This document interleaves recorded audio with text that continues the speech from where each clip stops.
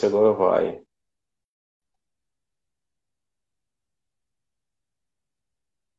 Agora Agora sim, apareceu. garoto.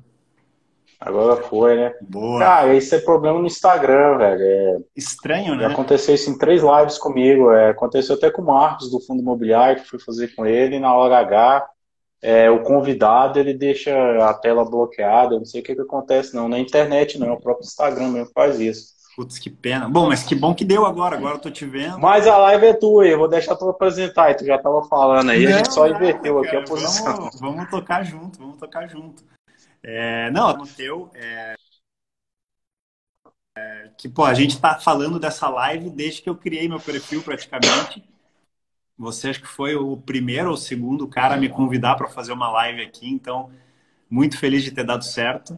Agora 100%, galera escutando, te vendo e vamos ter muito conteúdo bom aqui. Sim, pra quem não lembra aí, eu chamei tu já antes de você se apresentar, né? Uhum. Pô, porque eu acompanhava teu conteúdo aí, tu publicava muita coisa interessante, né? Pra quem tá Sim. iniciando, pra quem tá começando, pô, até para quem não tá iniciando, pra falar a verdade, tem muito conteúdo bacana aí no Stories, e aí eu falei, pô, esse bicho sabe, ele não. Aí depois que você apresentou, né, falou quem era, onde trabalhava, eu falei, ah, tá explicado, né? Não era tua, Então, né? Exatamente. Cara, da onde você é? De que lugar do Brasil que você mora? cara, eu nasci em Goiânia, mas eu moro há 18 anos em Brasília. Ah, Então, eu com 17 anos eu vim para Brasília estudar e aí eu acabei morando. Hoje eu já sou mais brasiliense do que goiano. boa. Mas é pertinho, né? É aí do lado. 200 quilômetros. Minha mãe ainda mora lá, eu vou lá de vez em quando ainda.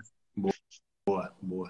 Cara, e me conta o seguinte, eu tenho muita curiosidade. Por que que você decidiu criar um perfil falando especificamente de REITs, de, de fundos imobiliários americanos, né? Qual que foi a tua motivação para isso?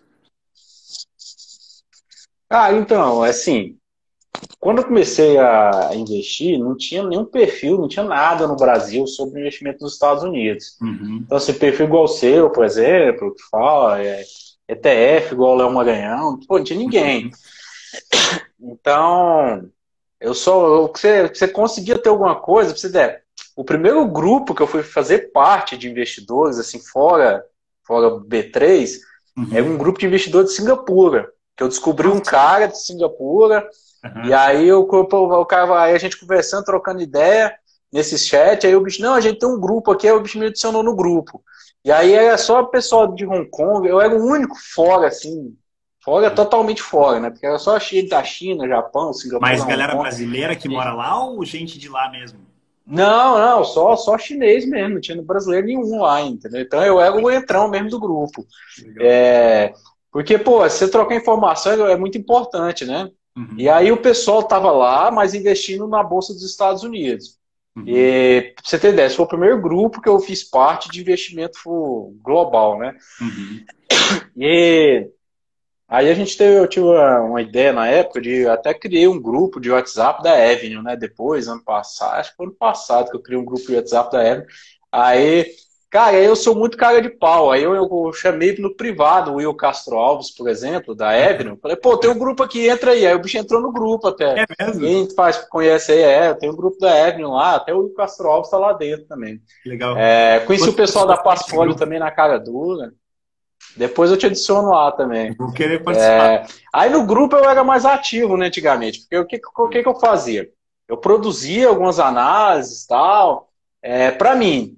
Eu Uhum. falava, cara, eu vou começar a mandar essas análises do grupo, porque aí me gera uma certa responsabilidade de ter que fazer um Uhum. negócio mais bem feito, entendeu? Uhum. Para que daqui 1 ano, 6 meses, quando eu for olhar a análise que eu fiz, elas não tenham aquele negócio porco, né? Às vezes você faz, é para mim mesmo fazer de qualquer jeito. Ninguém vai Aí eu ver. me impunho. Ninguém vai ver mesmo, faz qualquer. Aí eu me impunha de mandar isso no grupo, às vezes. Legal. Eu fiz até uma análise uma vez cara, daquela empresa de petróleo da Arábia Saudita, Aramco. Caramba. Cara, que eu fiz uma análise de Aramco, entendeu? Falando se valia a pena ou não, da guerra lá com os russos. E aí eu mandava. E aí o pessoal sempre chamava no privado, né? E acabava que ficava muita informação ali correndo no privado. Eu não Uhum. sei, o pessoal ficava com vergonha, chama no privado. Aí um dos meus amigos, o Joaquim, né, que eu conheço desde longa data, desde 2000, aí ele chamou no, falou, pô, vamos montar um grupo aí de REIT, então. Que aí eu montei uma análise gigantesca de REIT.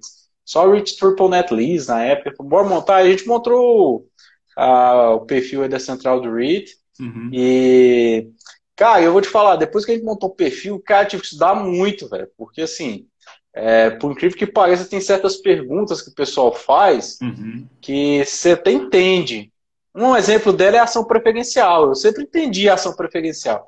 Mas aí a hora que você tem que explicar para alguém o que é a ação preferencial Uhum. nos Estados Uhum. Unidos, aí você já tem que dar uma rebolada, entendeu? Certeza. Porque uma coisa é você entender, outra é você explicar. Então isso ajuda muito, né? Então eu vou falar que, por exemplo, o perfil da Central do Oriente me ajuda mais do que ajuda vocês que estão vendo, para falar a Você verdade. aprende mais nele do que quem te segue. Não, mas é isso. Tô obrigado demais assim a estudar, entendeu? Uhum. Porque para começar, a gente está falando aqui do perfil, que sim, eu desativei um pouco os comentários aqui agora para o pessoal te ver, né? Mas, pô, tem hora que o pessoal desce pergunta, assim, pô, eles tem que saber, né? Assim, de certa forma, não Uhum. dá para você montar um perfil desse e, pô, não sei, pega aí, vou ver, entendeu? É lógico que eu não sei todas as métricas de cor, né? Que eu teria que ser um Uhum. computador, mas a ideia é entender a fundo mesmo os REITs, né? O ponto-chave, o ponto crucial de cada um. Perfeito. E ajuda muito, para falar a verdade, porque assim, a gente acaba conhecendo um monte de gente, assim, como conheci você, conheci vários outros. Então, essa troca de informação, acho que ela é o mais importante, para falar a verdade. Certeza. Você sabe que eu sigo perfis que falam de investimentos no exterior, perfis do Brasil, para ter um parâmetro e eu vejo os que eu sigo são os que eu realmente acredito que os caras entendem e sabem do que estão falando. Mas eu já segui e desegui, ou já vi perfis e não sigo, porque tem muita informação errada. E eu não consigo entender como as pessoas que atingem dezenas de milhares de pessoas são incapazes de pesquisar antes de escrever qualquer coisa. Então, quando eu vi o perfil de vocês, eu falei, ou esse cara estuda muito, ou ele entende muito, ou os dois, né? E é provavelmente os dois. Então, eu sempre vi informações coerentes e sempre vi, assim, não recomendações, mas é sempre uma coerência muito grande no que você fala e coisas que são reais. Então, eu acho que para esse nicho de REITs é sensacional. Inclusive, esses dias eu estava para adicionar um REIT na minha carteira e eu perguntei para vocês. Eu falei, porra, o que você acha desse? Lembra que a gente trocou uma ideia? Até era os REITs Aham. de towers, né? Então, ter perfis assim que a gente confia é muito importante. Então, é bom estar aqui trocando essa ideia com você. Não, bacana. E o pessoal que tá seguindo a gente aqui, né? Até para tu explicar aí, né? Foi legal até que tu falou um dia aí, contou tua história, tu pega jogador de golfe, né? Foi para os Estados Uhum. Unidos. Eu acompanho também bastante aí. Mas tu trabalhava na Mary, né? Sim, eu trabalhava na Merrill Lynch, fiquei 3 anos lá, até julho, então até um mês e meio atrás. E eu fazia parte de uma equipe lá que cuidava de brasileiros que investiam no exterior. O mínimo era muito alto, a gente cuidava de clientes acima de 2 milhões e meio de dólares e tinha uma carteira de mais ou menos 800 milhões de dólares. E nós éramos 8 pessoas. Agora o grupo permanece na Merrill, eles estão em 7. E esse tempo que eu fiquei lá, eu aprendi demais. Assim, foi uma escola sensacional, tanto na parte da Merrill, porque os materiais que eles passavam, os treinamentos que a gente fazia eram excepcionais, quanto na parte de atendimento a clientes, porque a gente tinha mais ou menos 100 famílias, 110 famílias, e algumas delas que não eram brasileiras, né, da América Latina, tinham Honduras, México, Chile, mas a maioria a lidar com os clientes, a lidar com a emoção dos clientes. Eu acho que essa é a parte favorita nos investimentos, é o behavior finance. O nosso cérebro afeta a tomada de atitudes dentro do investimento. E lidando com esses clientes durante tanto tempo,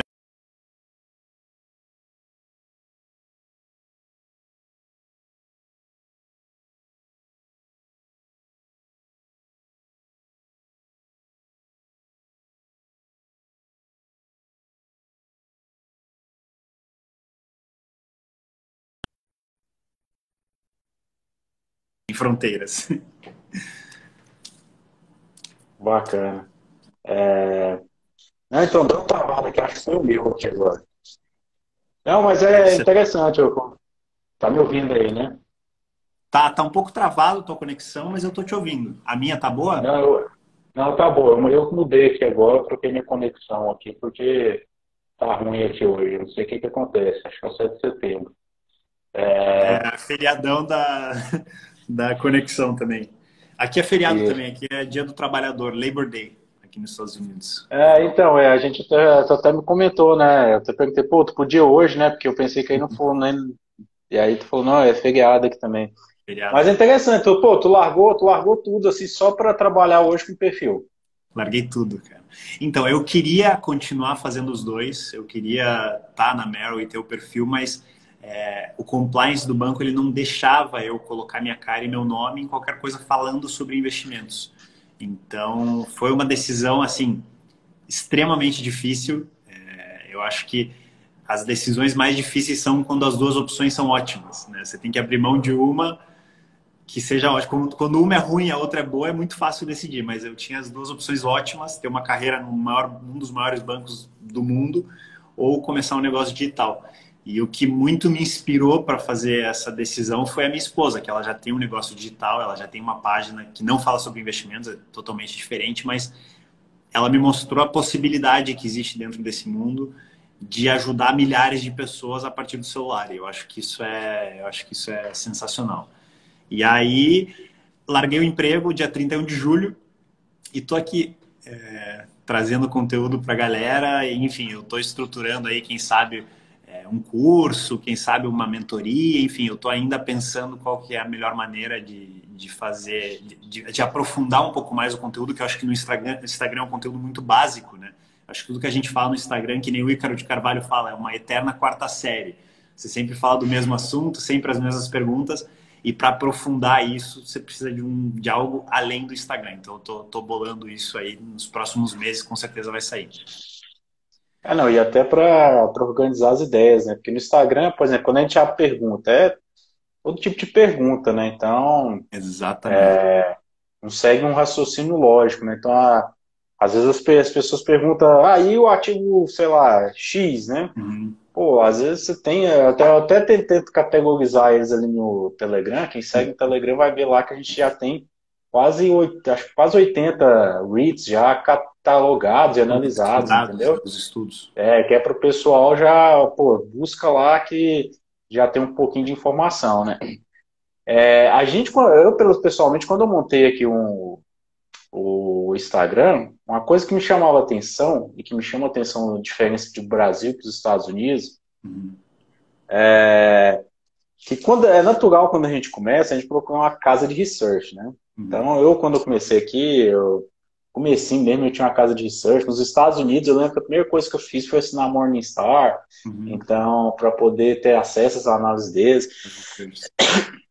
Só que o que eu nunca gostei muito, somente aqui no Brasil, os Estados Unidos nem tem tanto isso, é que as casas de research, elas acabam, quando elas dão indicação, Uhum. elas parecem analista de futebol, né? Mesa redonda. Ah. Então, aqui no Brasil, por exemplo, quem acompanha a Mesa Redonda tem um Neto, né, da Band, que quando ele vai falar do Corinthians, ou ele ama ou ele odeia, Hum. entendeu? Não existe meio termo para ele. Então, ou o Corinthians é o melhor time do mundo, ou ele senta o pau no time. Uhum. E alguns analistas de ativos analisam mais ou menos isso, né? Igual a Mesa Redonda de futebol. Ou ele ama ou ele odeia aquela ação. Exatamente. Então, acaba tendo um viés muito apaixonado, né? E eu falei assim, pô, eu não vejo assim, né? Eu acho que todo ativo, todo, sem exceção, ele tem ponto positivo e tem ponto negativo. Sim. Você pode investir até no Tesouro Americano, Tem você vai ponto ter lá o negativo. ponto qual. O ponto positivo quando você investe no Tesouro Americano, pô, você tem a segurança, que é o Tesouro dos Estados Unidos. Mas você tem um ponto negativo, que não rende quase nada, entendeu? Então, assim, Exato. tudo tem um ponto bom e um ponto ruim. E aí eu falei assim, pô, eu queria fazer uma análise diferente, né? Assim, lógico que a gente fala na recomendação, mas analisar o pessoal poder tirar a própria conclusão, né? De falar assim, pô, esse ativo é bom para mim, esse ativo é ruim para mim. E as pessoas, elas encaram, eu vi até, você mandou uma pergunta aí depois antes, as pessoas encaram quando a gente não fala de um ativo como se a gente estivesse falando mal, né? Uhum. Então, Uhum. assim, por exemplo, eu gosto mais de Equinix que Digital Realty, por exemplo, dois de Realty Data Center. Cara, não é porque eu gosto mais de Equinix que Digital Realty não presta, entendeu? Exato. É porque eu vejo mais possibilidade em Equinix do que Digital Realty. Não, mas ele vem crescendo bastante. e é uma posição que se É, encaixa melhor no teu gosto, né? A gente tem gostos também. exatamente. Então, assim, eu analiso muito, assim, eu acho que você tem que ter paciência, né? Uhum, Por exemplo, o Warren Buffett, antes dele comprar a Store Capital, ele ficou 2 anos analisando. Então uhum, a gente acaba tendo que ter um pouco de paciência também, né? Então, assim, as pessoas elas olham e falam assim, cara, eu olhei aquele REIT ali, vou comprar ele, entrei. Ah, então você casou, né? Então imagina que você vai numa festa, dá 2 beijinhos na menina e pede ela em casamento. Não é bem nunca. assim que a gente faz, né? Então, Exato. você passa um tempo namorando, entendeu? E aí depois você casa com ela, pra você ver os defeitos, as qualidades, entendeu? E se decide se você Exatamente. quer casar ou não.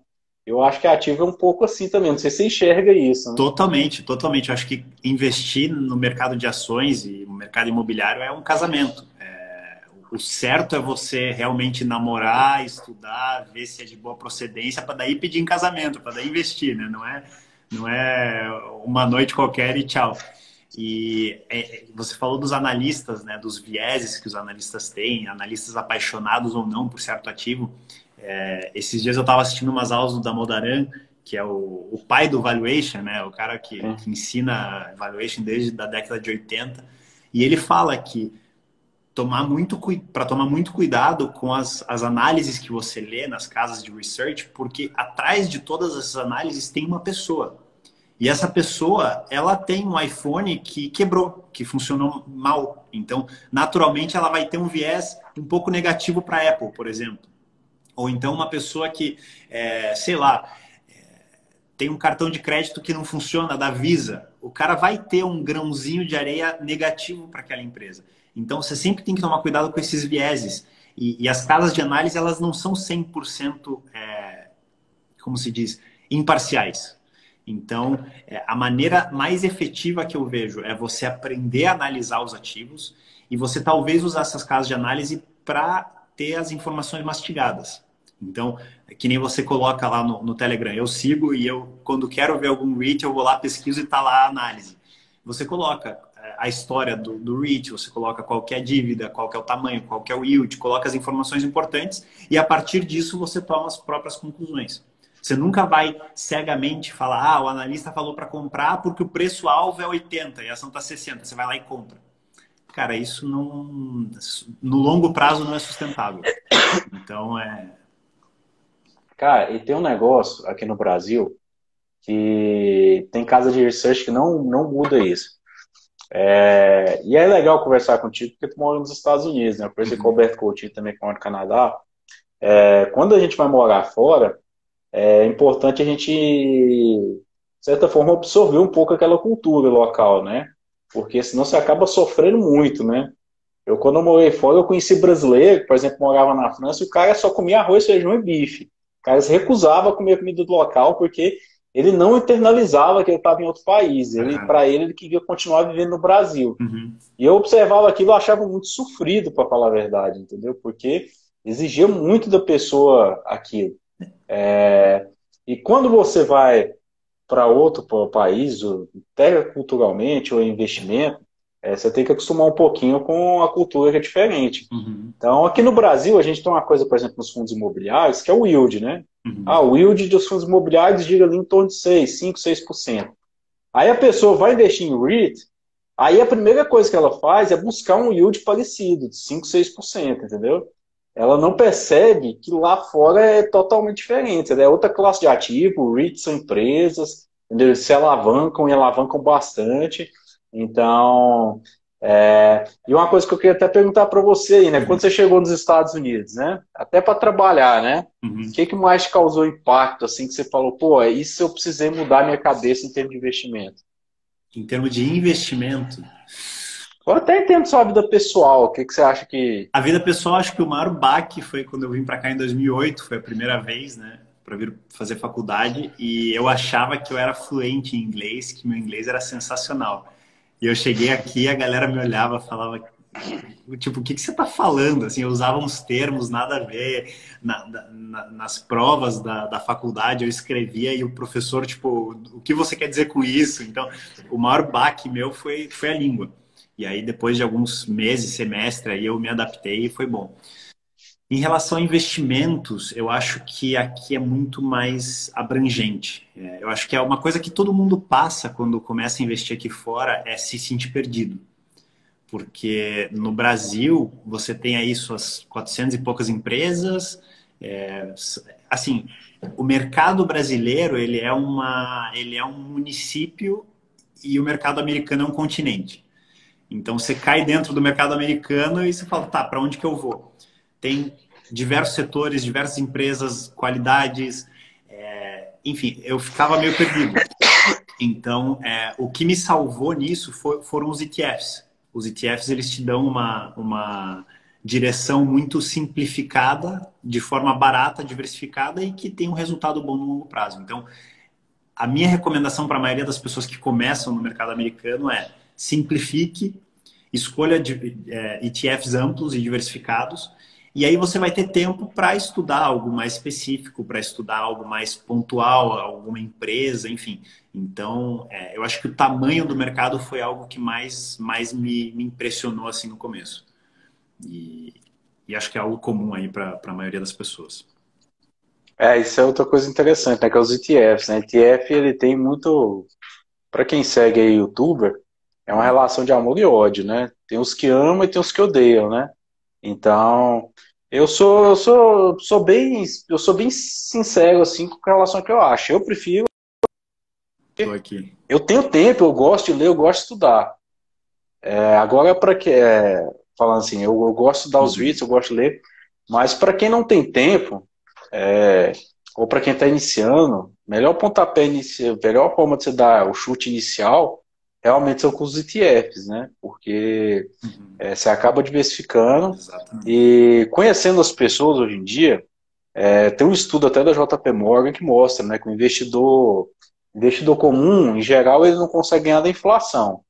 E eu sempre Uhum. achava aquilo, eu já tinha lido esse estudo há uns anos atrás, e falava assim, cara, eu acho esse estudo aqui é meio forçado, entendeu? Eu acho que eu não acreditava muito não, mas hoje eu acabo acreditando porque eu vejo como que as pessoas investem de uma maneira muito doida, para falar a verdade, Muito entendeu? Assim, displicente, eu diria.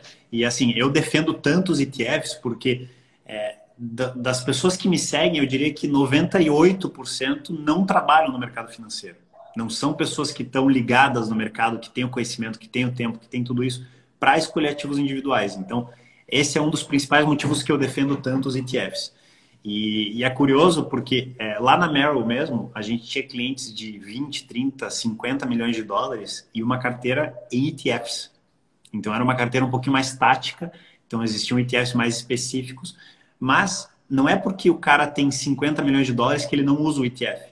Então e carteiras indo muito bem, carteiras alcançando todos os objetivos do cliente, com retorno acima do benchmark. Então, é uma coisa que esse preconceito aí eu acho que precisa acabar no mundo aí, principalmente aí no Brasil, né? Muita gente fala e é contra eles.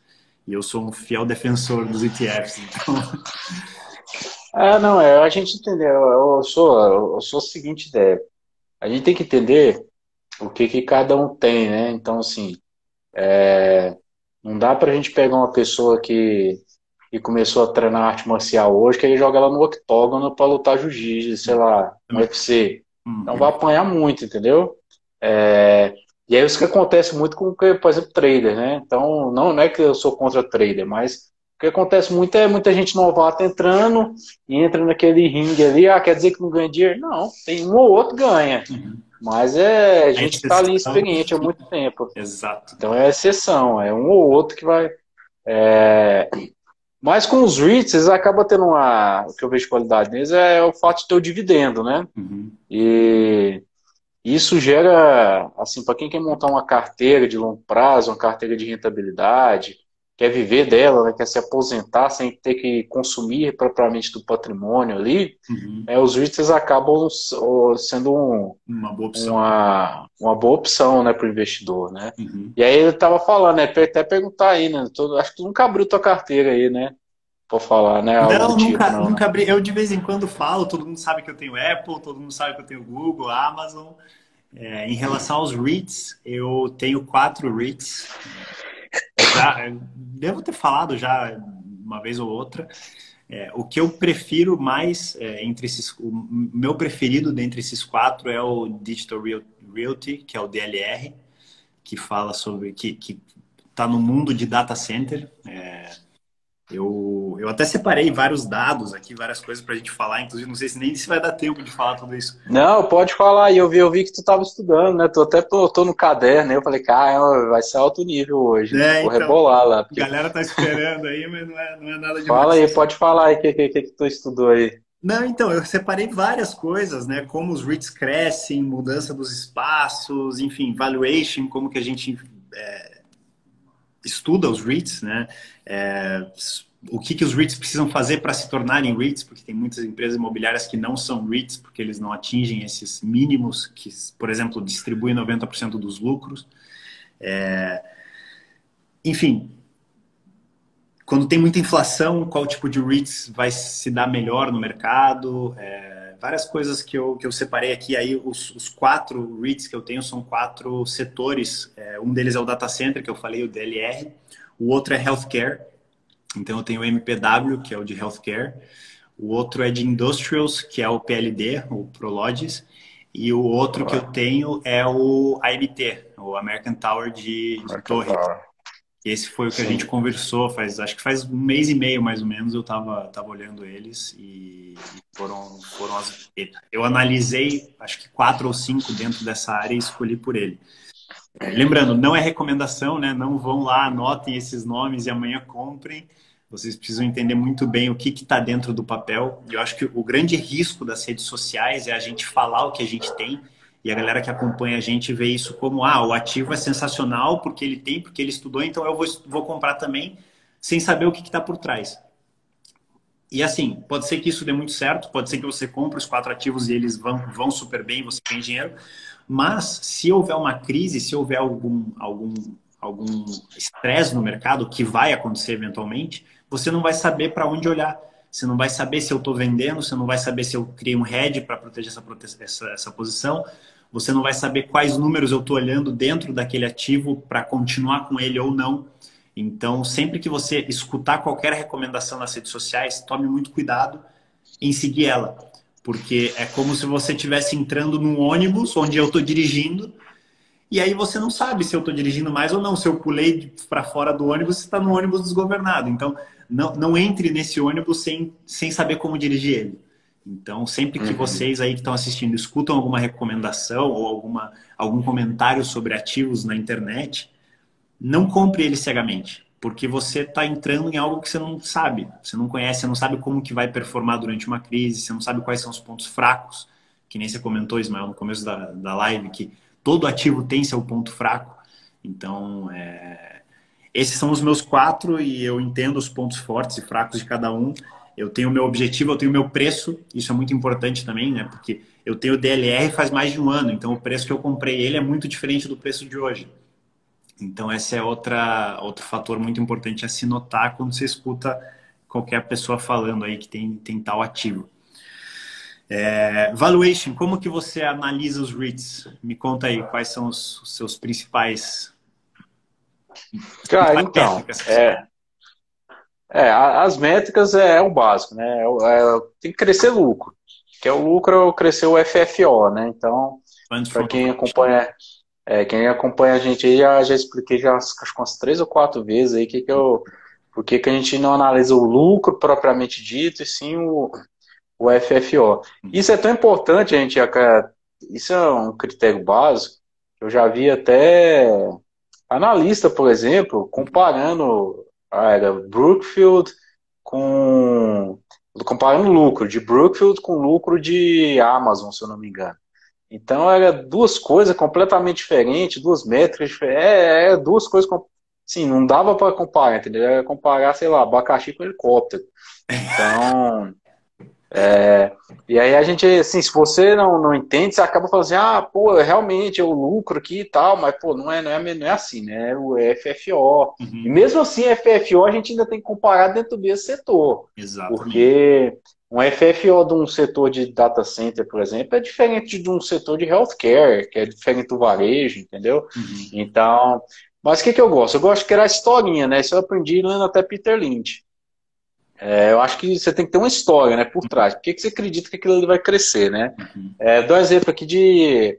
Pô, vou contar aqui até a história aqui de Digital Realty, né, que é o que você uhum, tem aí, né? uhum, Digital Realty e Equinix, eles vêm disputando aí interconexão, porque quem analisa hoje REIT, REIT Data Center, vai falar pro pessoal, tem os REIT Colocation, os REIT Wholesale, né, que seria com hiperscala, atacadista, enfim. É, mas o futuro dos REITs hoje para data center, grande parte deles é interconexão. Que uhum, interconexão nada mais é do que como se fosse uma internet privada que os REITs têm para conectar um data center no outro. uhum, E hoje os REITs, apesar de ser uma porcentagem pequena da receita deles sem interconexão, uhum, da Digital Realty, se não me engano, é 12%, Equinix é pouco mais de 16%. Os dois vêm brigando muito forte nesse sentido, né? uhum. A Digital Realty comprou a Telx, comprou a Interconexion na Europa, entendeu? E uma coisa tão importante que a gente pensa, quando a gente pensa em data center, a gente pensa em data center como é um, um lugar, posso colocar um data center em qualquer lugar do mundo, mas não é bem assim, né? Quando você quer interconexão, ele precisa estar bem posicionado. Digital Realty, por exemplo, é um data center mais importante dele hoje, é um data center que tem em Marseille, na França. Uhum. Porque é a partir dele que ele faz cabeamento para Ásia, para África, para o Oriente Médio, entendeu? Sim. A Equinix já faz esse cabeamento de Holanda. Então, assim, enfim, são algumas historinhas que eu acabo Detalhes. você tem que contar essas historinhas na sua mente, Uhum. entendeu? E, por exemplo, hoje, em termos de market share de interconexão, 75% está na mão de Equinix. Eu tenho Equinix, né? Uhum. Então, assim, a gente bota no bate-bola, tem Digital Realty, eu tenho Equinix aqui lá de cá. Total. Por que eu olho Equinix já futuro muito mais promissor, na minha opinião, apesar de ser muito mais caro, né, em termos de métrica. Uhum. Quando você olha o PFFO do Equinix, são mais de 40, entendeu? De Digital Realty está em torno de 20, então, assim, é 24. quase o dobro. Pois é. É, Esse quase o foi o dobro motivo que aí. eu escolhi o DLR, mas faz um tempo já, né? Então, Então, assim, é bem mais caro a Equinix do que a Digital Realty. Mas o que eu vejo primeiro, é o cap rate, né? A gente acabou de explicar para o Close Friend hoje em dia, hoje de manhã, né? O cap rate do Equinix, consegue ter um cap rate um pouco melhor uhum. nos data centers que ele possui. Os dois vêm conseguindo crescer muito forte, né? Então, enfim, acaba fazendo um bate-bola aí que é uma sequência de métricas aqui que se eu for falar hoje, acho que eu não saio daqui, né? Então. E aí depois a gente entra nas métricas propriamente dita, porque Uhum. eu acho que é o seguinte, na minha opinião, né, no meu ver, a métrica ela é a chave de, sim, o fechamento que eu dou quando a minha análise de REIT. Uhum. Porque se eu for comprar, o que o pessoal fala, vamos olhar a métrica, que seria métrica barata, né? Você vai comprar hoje Tanger Outlet, por exemplo. Tem um PFFO de 3, um yield, sei lá, de 17, entendeu? Então, quando você olha só métrica, você fala, vou É comprar tudo desse. insuficiente. É insuficiente, né? Mas quando você olha para o futuro, você fala, será que Outlet. Tu que mora em Miami, tu pode até falar para nós, né? Será que Outlet tem futuro, entendeu? Você sabe que Então, eu gosto muito, não só com os REITs, mas com todas as minhas posições de investimento, é justamente contar essa historinha. Então, você fazer uma análise tanto top-down quanto bottom-up. Então, o top-down seria, vamos falar de e-commerce. E-commerce é algo com potencial enorme. Hoje em dia, menos de 20% do comércio americano é feito através de e-commerce. Muita gente acha que é 80%. Não, é 20%. Então, existe ainda um mercado enorme para crescer. E aí você vai contando, você vai vendo o setor, você vai vendo as maiores empresas, quem compete com quem, os melhores se competem de que maneira, qual que é o ponto fraco, o ponto forte de cada um deles. Então, fazer toda essa análise meio que subjetiva, né? Porque são adivinhações, são achismos, no caso, junto com métricas mais objetivas, que aí seria o valuation, que aí seria as métricas, enfim, price to FFO, por exemplo, nos REITs, ou então a dívida dos REITs, que é algo que é muito importante, a alavancagem que eles têm. Então, sim. acho que uma combinação de tudo isso que te faz decidir sim ou não, ou te faz decidir Equinix ou Digital Realty. Então, aprender a fazer tudo isso acho que é fundamental para você ter uma carteira onde você sabe onde é que teu dinheiro está, né? Porque não adianta, não são apenas números numa tela, são empresas, são histórias, enfim, é uma sociedade que você está entrando.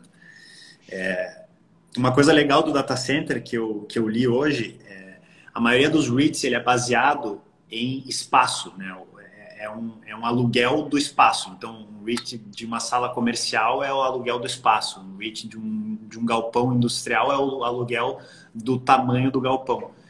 Nos REITs de data center, o aluguel eu até anotei aqui, é na capacidade de armazenamento daquele data center. Então, o Digital Realty ou o Equinix, ele cobra das empresas, não é o pé quadrado, o metro quadrado, né? Que a gente usa o pé quadrado que a empresa está usando dentro, e sim a capacidade de armazenamento que ele está fornecendo para a empresa. E isso é muito positivo para os REITs de data center, porque com a evolução da tecnologia, cada vez mais esse espaço é menor. Então, os microchips que guardam a memória do cloud computing de tal empresa, a necessidade de espaço é cada vez menor. Então, os custos dos data centers, dos REITs de data center é cada vez menor. Então, a margem dele tende a aumentar com a evolução dessa tecnologia. Então, isso é uma coisa positiva desse setor. E, enfim, para mim o setor preferido dentro dos REITs. Isso é interessante porque, só para ter uma ideia, né? O espaço que você usava, que um data center usava em 2010, hoje ele armazena aquelas informações em 30% daquele espaço, entendeu? Então, eles já reformularam tudo para poder... E a previsão é que esse espaço vai se tornar cada vez menor, né? Mais eficiente. E aí, mais eficiente. Aí você entra em alguns modelos, né? Por exemplo, você tem o Rich Data Center com o caso de QTS, em que ele não tem tanto sistema de moving, né? Ele usa mais sistema de colocation ali, onde ele aluga o espaço, ou o gabinete ali, e a empresa vai lá e coloca, né? Então, quando os data centers começaram, eles começaram no modelo in-house, né? Então, quem trabalha em empresa antiga vai lembrar, né? Se a gente tinha nas empresas uma sala, e naquela sala ficava aqueles... então, ali era os data centers in-house. Só que, pô, o custo é muito caro para você manter aquilo. E você tem alguns data centers hoje. Então, por exemplo, você está falando aqui de QTS, né? Uhum. Quando você pega QTS no mapa, você vai ver que ele tem uma posição grande até na Virgínia, né? Uhum. Por que ele está lá na Virgínia? Porque, pô, todo o sistema de segurança dos Estados Unidos está lá na Virgínia, né? Uhum. A CIA está na Virgínia, o Pentágono está na Virgínia. Então, quando você quer ter um data center isolado de rede, o QTS, por exemplo, é uma opção para quem quer isso, né? E você tem outros data centers, outros REITs que não chega, por exemplo, Iron Mountain, né? Não chega a ser um REIT data center, mas ele possui hoje 17 data centers, se eu não me engano. Mas Iron Mountain começou com armazenamento de papel, e aí eles precisavam reformular, e aí ele foi até brinco, né? Foi o primeiro data center do mundo, acho que foi Iron Mountain, né? Legal. Então eles armazenavam papel, e aí hoje eles já estão mudando isso, digitalizando, existe vários data centers.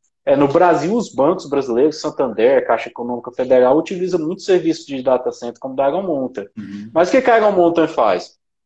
Quando você contrata o serviço da Iron Mountain, por exemplo, um banco, cara, você tem aqueles milhões de informações que um banco produz que provavelmente nunca vai usar ela. Vai ficar guardada em algum lugar, mas você tem que guardar. Uhum. Então aí você contrata a Iron Mountain para isso, entendeu? Uhum. É diferente da Amazon, que a Amazon, quando ela tem um produto dela lá, cara, esse produto precisa estar na rede. Ele precisa... rapidamente. Ele precisa ser acessível, ele precisa se conectar com os clientes da Amazon, entendeu? Então, aí você precisa de interconexão. Aí você vai procurar os dois maiores, que é Equinix e Digital Realty, entendeu?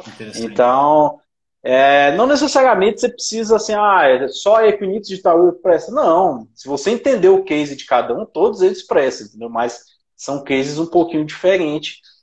O foco, né, de trabalho, o foco de expansão, entendeu? Então, eu tenho, por exemplo, aqui, eu tenho a 5 quilômetros da minha casa, tem um prédio da Iron Mountain.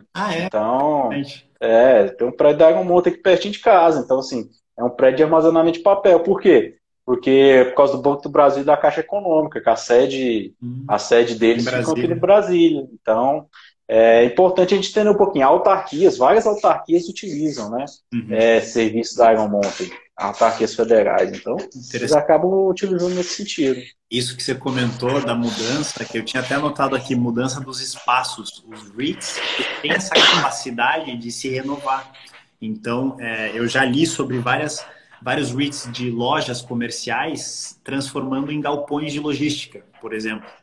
Ou então REITs de espaços de escritório transformando em data centers. Então, eles podem fazer essa migração de serviços, né? Essa atualização, digamos. Então, é algo muito interessante para ficar de olho na governança do REIT. Se o REIT está aberto a esse tipo de atualização, esse tipo de evolução em relação à demanda do mercado, né? Em relação ao mundo, como é que ele está evoluindo. Então, Quem está fazendo isso agora é a Simon Property, né? uhum. Eles agora Eles eles são um bom estão exemplo disso. fechando acordo com a Amazon para fazer centro de distribuição dentro Nos shoppings dos onde eles shoppings perderam o dele, né? Macy's, onde eles perderam o JCPenney, que são duas empresas que estão indo de mal a pior, e são aquelas lojas de departamento enormes, gigantes, que são aquelas Isso. que ocupavam um espaço gigantesco e hoje estão vendo para ser centro de distribuição da Amazon. E isso é muito bom para a Amazon também, porque eles precisam estar cada vez mais próximos das grandes cidades. E os centros de distribuição geralmente são mais longe, né? E aí esses shoppings seriam a solução perfeita para eles. Então, meio que junta o útil ao agradável, né? Do shopping. Não, então, eu falei isso na live que eu fiz sobre o REIT industrial, né? Uhum. Tem um site que eu uso ele, claro, que eu esqueci o nome dele aqui agora, depois eu posto ele, que ele faz análises, só que são análises, são um tipo de análise que ele faz, por exemplo. Quando eu quero analisar o fluxo dentro do shopping centers, Uhum. eu não analiso o que os analistas estão falando. Eu acho que subiu, eu acho que desceu.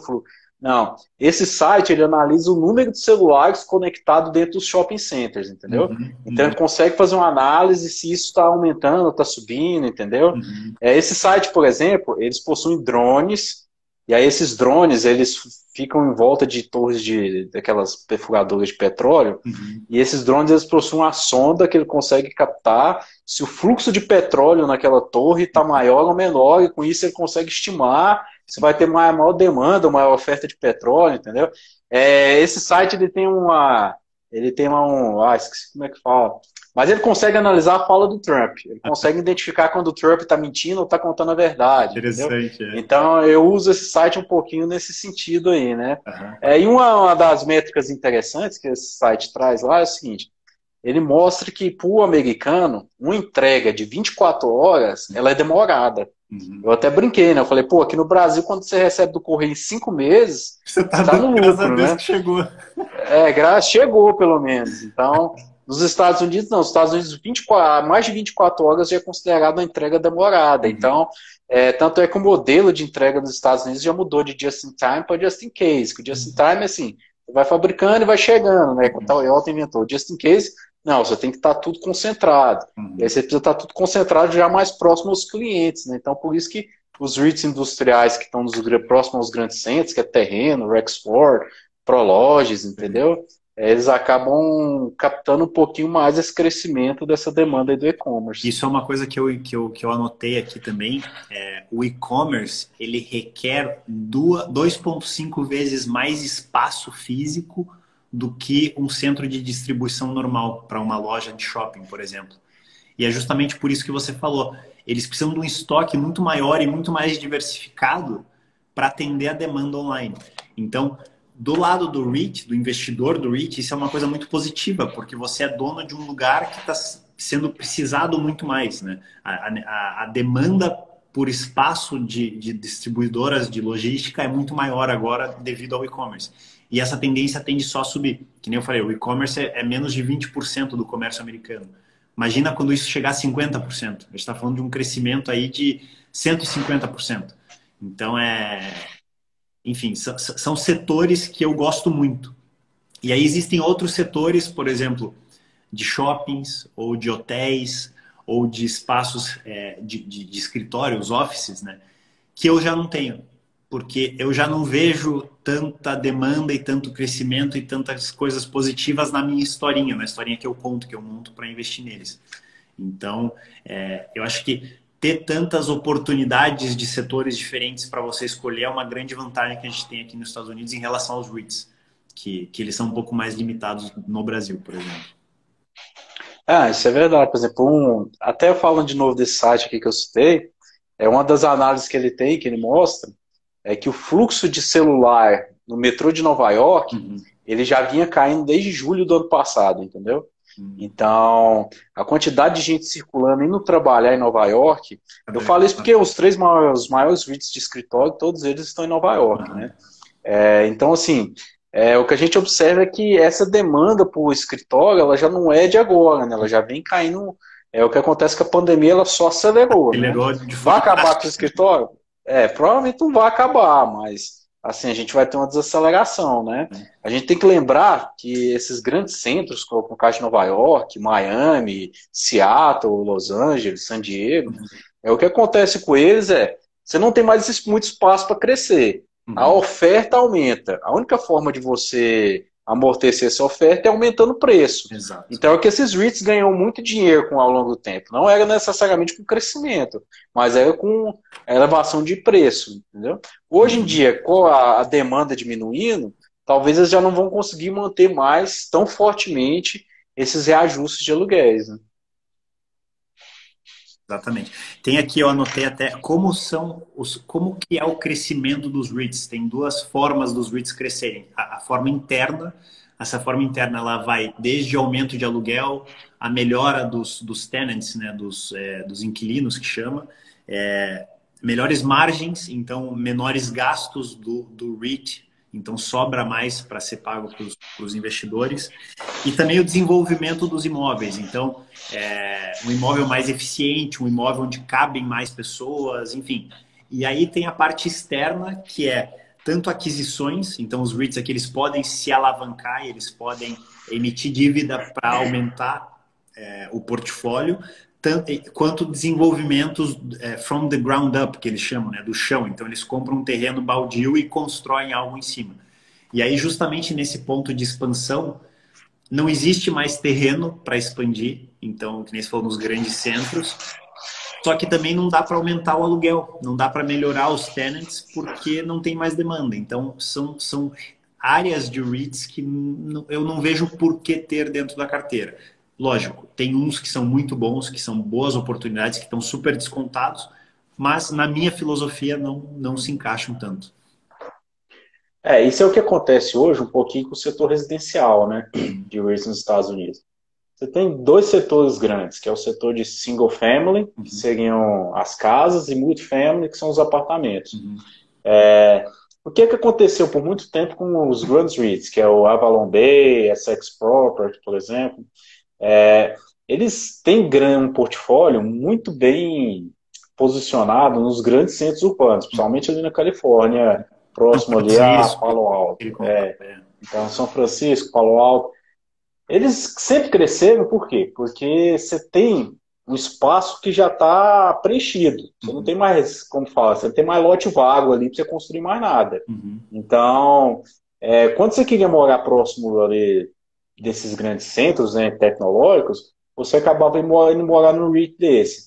Só para você ter uma ideia, na Califórnia, estima-se que para cada 1.000 residentes novos só existam 300 unidades de moradia. Fala de demanda. Então você tem uma demanda muito maior. Então, quando você tem uma demanda grande, a forma de você absorver essa demanda é o quê? Elevando preço. Quem não tem dinheiro para morar aqui, sai, e aí fica só os que têm dinheiro, né? E aí eles surfaram durante muito tempo nesse crescimento de aluguel, né? Então, você entra no site da Essex Property, por exemplo, apartamento de um quarto, $4.500, entendeu? Então, assim, tu sabe, né? $4.500 no apartamento de um quarto é puxado, entendeu? Então, fala. Pode falar aí. Não, eu vou contar um pouco da experiência que eu tive aqui, que acho que é até curioso, porque Eu só vou abrir o comentário aqui, porque falta 10 minutos aqui, abre senão aí. o pessoal não... Eu, ano passado, fui para São Francisco, a gente foi passear lá, foi passar o aniversário da minha esposa lá e dá para ver como é lotado. Que nem você falou, é uma casa em cima da outra, casinhas minúsculas que custam milhões de dólares. E aí eu fui pesquisar quais que eram os preços das casas lá, né? E a média de preços de uma casa nos Estados Unidos é $280 mil. A média de preços de uma casa em São Francisco é $1.600.000. A média. Então, assim, é fora do comum. É muito caro. É muito caro e é justamente por quê? Porque tem um espaço limitado e as maiores empresas de tecnologia do mundo que pagam os melhores salários estão lá. Então existe poder aquisitivo para pagar e o preço vai subindo. Só que isso é algo que provavelmente vai mudar, porque home office, as pessoas não vão precisar mais pagar tanto para viver perto dos lugares, porque talvez elas tenham que ir só uma vez por semana para a empresa ou nem ir mais. Então, os REITs residenciais dessas regiões talvez sofram bastante. E a outra experiência que eu ia falar é, a gente mora aqui nesse apartamento que eu tô aqui, a gente mudou hoje, acho que faz um mês, exatamente um mês, foi dia 7 de agosto que a gente mudou para cá. E aqui é um REIT privado, não é um REIT que se negocia na bolsa, mas é como eles chamam de rental community.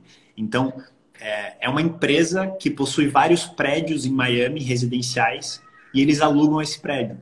E aí, como que funciona? É muito legal, é muito interessante. A gente visita os prédios, é uma mesma empresa, então eles têm, sei lá, 8 prédios. Chama Bozutto a empresa, Bozutto, uma coisa assim. E aí eles te mostram tudo que eles têm, os preços, a gente visita e tudo mais. E a gente assina o contrato com eles, é super barato. Então, geralmente, se você aluga um apartamento de um dono, de uma pessoa física, você tem que pagar o primeiro mês, o último mês e um mês de segurança. Caso você quebre alguma coisa no apartamento, eles descontam disso. Com o Rental Community, a gente paga $500 só. E aí eles têm várias... O teu aluguel é $500? Não, não, não. Você paga para entrar. Você paga para entrar. Não, Sim. 500. Pô, aí eu... Então, para entrar, se fosse para uma pessoa física que você Sei, tipo um seguro. eu pagaria primeiro mês, segundo, último mês Entendi. e o seguro, que são 3 meses. E aqui a gente paga só $500 e eles dão sempre várias promoções. Então, olha isso, a gente alugou por 14 meses com 2 meses grátis. Então, o primeiro e o quinto mês, acho, são grátis. Então, a gente está pagando 12 meses para ficar 14. E aí, tudo que a gente tem de problema dentro do apartamento, a gente queimou uma lâmpada, quebrou a máquina de lavar, o trinco da porta não está fechando. Eu entro no site, eu faço um request for maintenance, um pedido de manutenção. Literalmente, em 1 hora, os caras estão aqui arrumando as coisas. É um serviço que os caras prestam que é incrível. E é isso que seria um REIT residencial. Só que na visão do investidor, eu olho e falo, essa conta não fecha.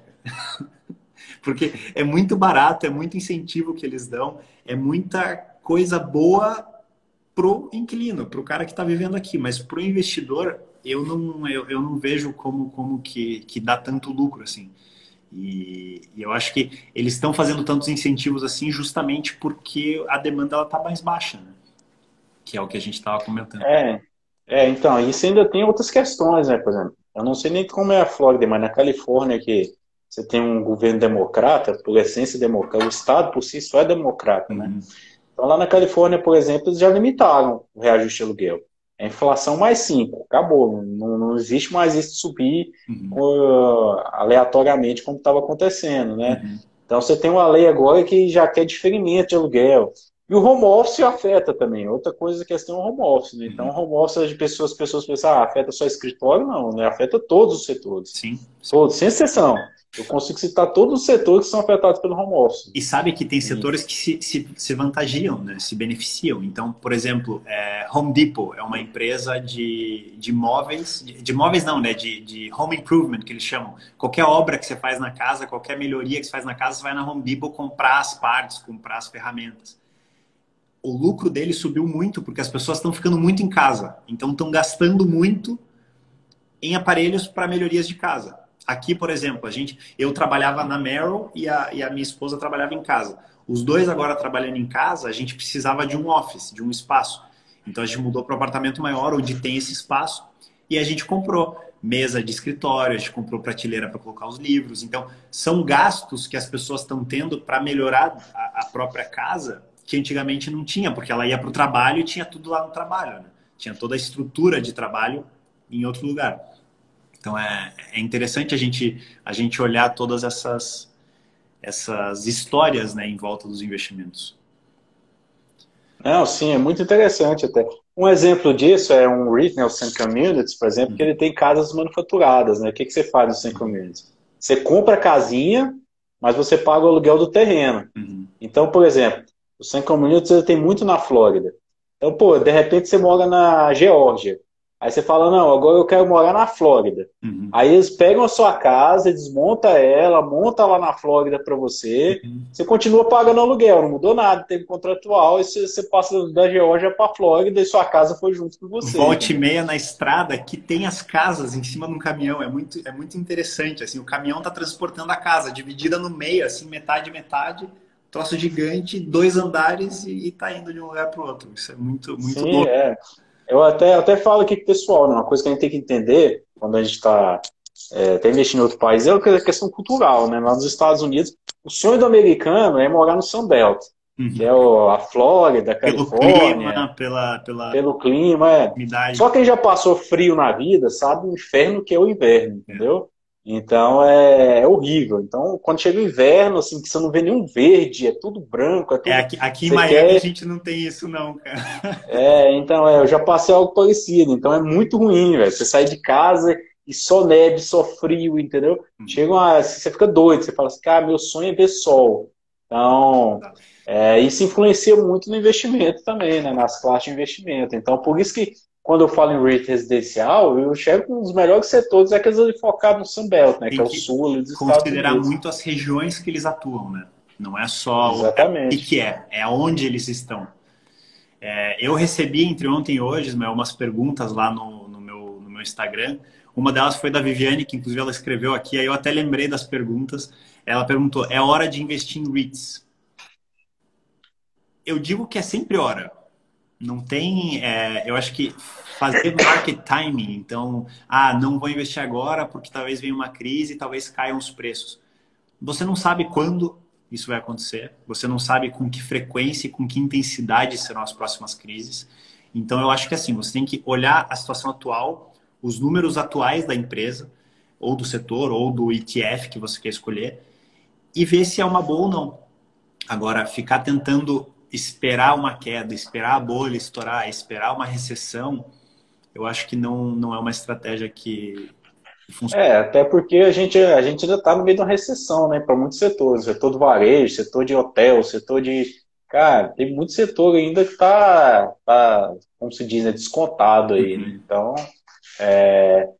no auge da crise, que foi no dia 23 de março, foi onde eu comprei setores que não tinha sentido, que era vários triple net lease, como a American Tower, por exemplo. MT. Pô, tudo contrato longo com uma empresa de telefonia. Eu falei, não tem sentido isso aqui. Aí foi quando eu comprei mais a American Tower e a Quinix.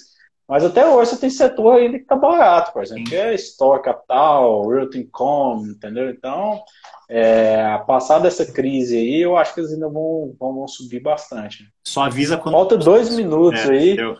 Vou deixar tu dar um tchau aí pro pessoal aí, deixar tua mensagem final.